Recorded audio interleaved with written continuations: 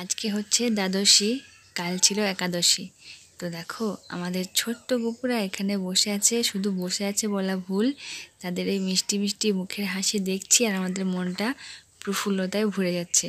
আর এখন আমাদের ছোট্ট গোপুদের দর্শন করানোর পরে সকলকে দর্শন করাবো আজকে দুপুরের ভোগ প্রসাদ।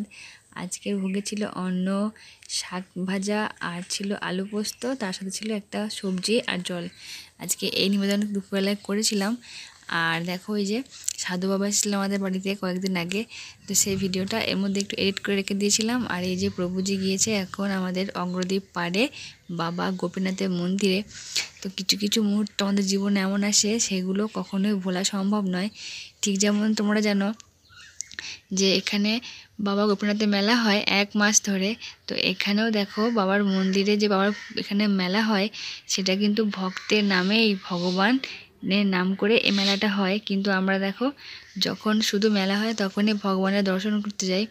আমাদের কিন্তু নিয়ম করে উচিত সকল ভগবানকে স্মরণ করা, তাদের শরণাপন্ন হওয়া, তাই না?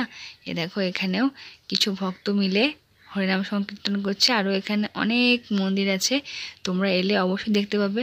তো চলো, ছোট্ট একটা ভিডিও আবার এক্ষুনি শেষ করে দিলাম। সকলকে রাধে রাধে।